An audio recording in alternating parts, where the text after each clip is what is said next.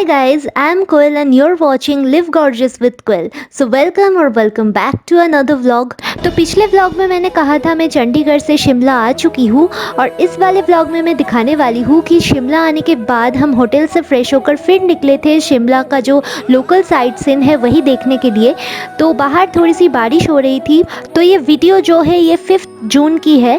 थोड़ा बहुत बारिश हो रहा था और बहुत ही खूबसूरत सा वेदर था, ठंडा ठंडा था। तो यहाँ पर बहुत सारे एप्पल का बगीचा है, तो एप्पल के बगीचे के बाहर ये लोग फ्रेशली पिक्ड एप्पल ऐसे सेल करते हैं, बहुत ही कम प्राइस में सेल करते हैं। तो एप्पल्स तो बहुत ही ज़्यादा फ्रेश थे, अभी भी एप्पल का सीज़न नहीं आया है फिर भी एप्पल फ्रेश था एंड थोड़ा सा खट्टा मीठा था, मतलब ग्रीन से अभी थोड़ा थोड़ा करके रेड हो रहा था एप्पल। तो मुझे तो अच्छा लगा, फ्रेश लगा। तो ये मैं जहाँ पे खड़ी हूँ इस जगह को बोलते हैं शिमला कुफरी। ये बहुत ही एक फेमस जगह है। तो मैं बिल्कुल नेचर पार्क के सामने खड़ी हूँ। तो क्योंकि बहुत ही अच्छा मौसम था तो हम लोगों ने डिसाइड किया कि हमें चाय और पकौड़ा खाना है, तो हम लोकल एक टी स्टॉल में आ गए। तो वहाँ पर हमने लिया था गर्मा गर्म प्याज का पकौड़ा और साथ में था गर्मा गर्म चाय। और फिर यहाँ पर मिल रही थी यहाँ की एक लोकल डिश जिसे सीढ़ू बोलते हैं। तो ये ऊपर से आटे का बना होता है और अंदर कुछ मसाले और आलू की स्टफिंग होती है, जिसे ये लोग सर्व करते हैं गर्मा गर्म घी के साथ। तो मैं ये अपनी ज़िंदगी में पहली बार टेस्ट कर रही थी, तो मुझे तो काफ़ी अच्छा लगा।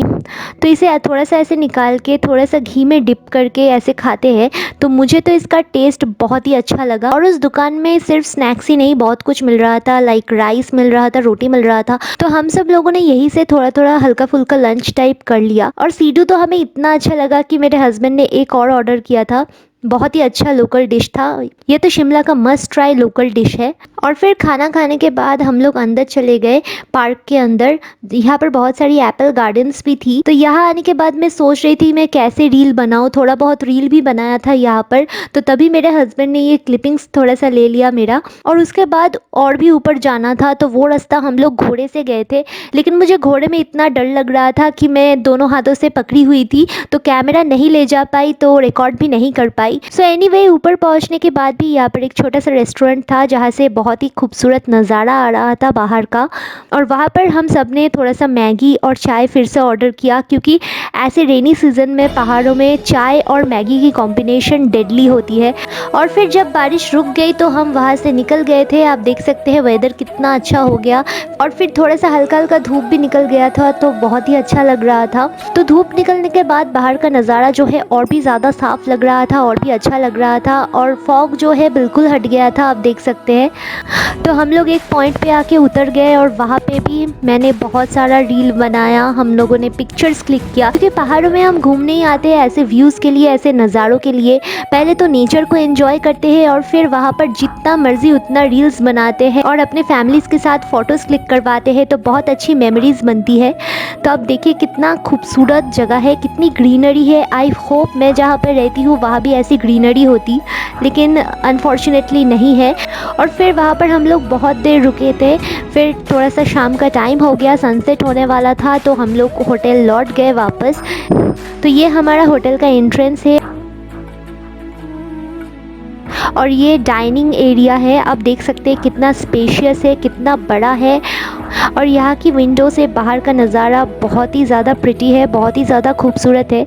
मतलब सनसेट हो रही है तो कितना खूबसूरत लग रहा है। एक्चुअली पहाड़ों में सनराइज़ और सनसेट का जो नज़ारा है ना, बहुत ही खूबसूरत होता है। और फिर हम लोग रूम में आ गए और ये हमारी रूम की बैल्कनी है जहाँ से बाहर का नज़ारा कुछ ऐसा दिखता है।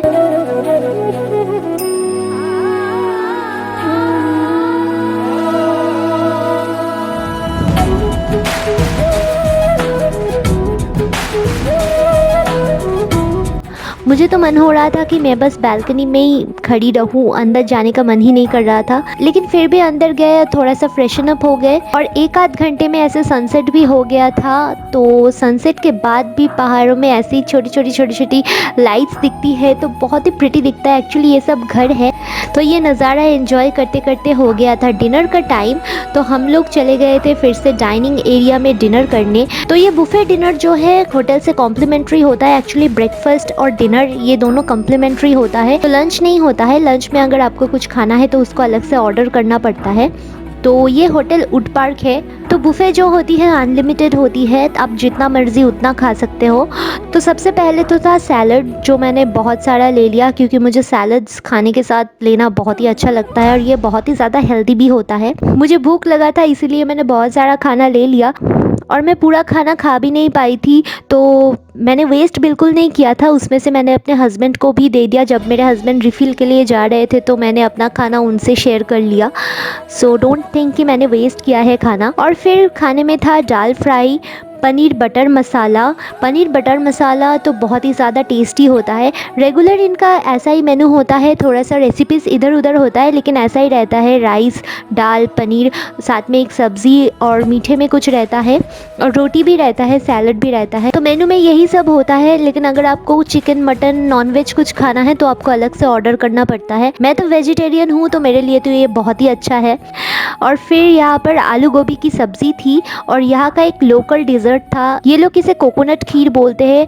मुझे तो ये बेस्ट लगा है। पनीर और खीर का टेस्ट मुझे बेस्ट लगा है यहाँ पर।